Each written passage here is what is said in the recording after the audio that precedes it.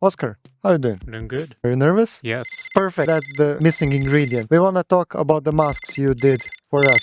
Benji, come closer. You need to see this. So, Is this Yvonne of the Starbreeze Development Department? do a mix between everything serious. Yes, and who is this? You know who I am.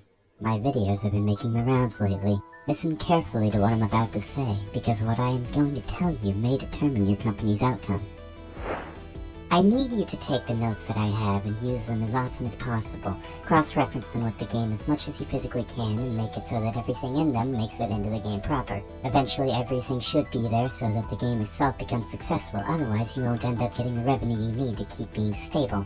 I need you to do this while also making it look like we have no connection whatsoever. I hope you can do that. Right, I'll see you Monday then. One of my men screwed up again. I'll have to fix it on Monday.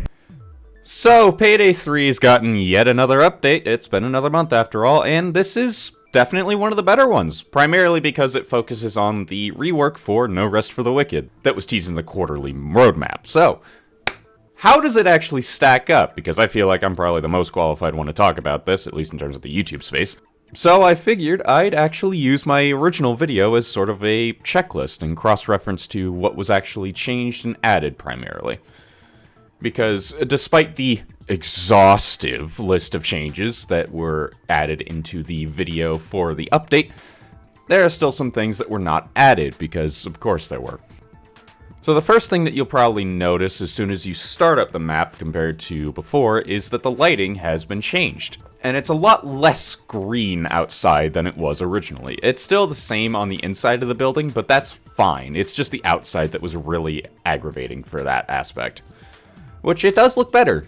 The other thing that was also changed in the bank building itself is that there are more small cover points, primarily useful for stealth and keeping out of sight, like this one little barrier thing, I don't know what it's actually called, for making it easier to grab an executive on the ground floor. Some other things of note are that the layout of the inside of the vault area have been adjusted slightly. The lighting is much different than it was before, making it seem a little bit more... I don't really know how to put it, but it definitely feels different if nothing else. The glass door next to the vault area has actually been moved slightly, so now that's more of a lounge area compared to the front, which has been replaced with ATMs. So it's a bit more forgiving for newer players. And the last thing that has been changed in terms of the actual layout of the heist is adding a plethora of cover to the street getaway, because that's still a thing, but now it's a lot more forgiving and easier to manage because you actually have cover that you can get to. Especially if you can climb up on top of some of it and use it like a basket for sniping or the like, because, hey, new parkour system, why not take full advantage of it, right? Progressing with the heist as you normally would, you now also have a chance to find a randomly keycard locked room that has 5 extra bags of money from broken ATMs the bank just has sitting in the back. This is just counted as bonus loot, but still, it's more things to grab, and it certainly adds some intrigue to the heist in terms of replayability, because hey, it's extra money. Who turns down extra money? The experience remains relatively the same in stealth, aside from moving around some QR codes and other things of that similar nature, where really the biggest thing you're going to notice is that it's a lot easier in some aspects purely because of some added cover points so that you can much more easily break line of sight. And it actually makes grabbing the guy on the downstairs actually viable. Of course, the other thing that is changed in stealth is that the manager's computer is no longer fixed to be the one in the upstairs office with all the civilians inside of it.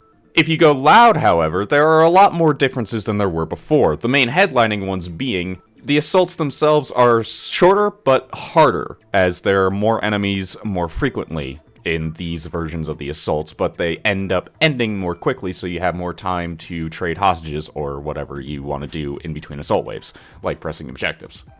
Speaking of those objectives, instead of just the thermite, now you can also have a chance to get the thermal drill, which is much faster, but you still need to go across to things like the server room to actually get access to the vault door itself so you can actually get in there. Which, if you don't find the red keycard, you can at least drill the door open, which does make it a bit easier.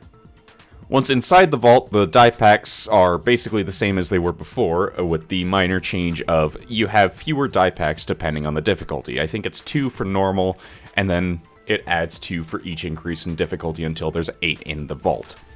Unless you manage to roll gold bars, in which case you only have to worry about 2 die packs ever, because the gold is already on top of the tables instead of the money bags. Which, yeah, the gold works just like it did in Boys in Blue, but it could also be easier to move if you manage to get the helicopter escape on top of the roof. Which, yeah, it's almost like everything I said in my video ended up coming in here, along with some other things from the comment section, which, you know, those things are showing up on screen right now. The one thing that I am sad is not here, though, is mostly for solo play, and that is an option in the server room to disable the die packs remotely. This is purely for the sake of not needing to bring an ECM jammer in solo. For most people, I doubt you're running ECM jammers unless you're also using them for the sake of loud with the loud skills and the hacker tree. Most people are probably not running that, especially if you're trying to be experimental with your builds and not overly rely on something like I tend to do. At that point, you're going to have one of 3 options. Have somebody else in the vault with you, just give up and bring an ECM jammer anyway, or just get lucky with the order that the die packs start going off, because that happened way more times to me than I expected, because even with that, the timing of actually getting the die packs all done is very tight, and it just makes it so aggravating when you miss 1 or even 2. So again, I do wish that there was something in the server room to make it so you could just remotely disable the die packs, with the caveat of needing to go to a very remote location to do that and still having the time pressure when playing solo. Because that's really the main reason I'd want to implement it, is so that solo players aren't required to bring an ECM jammer.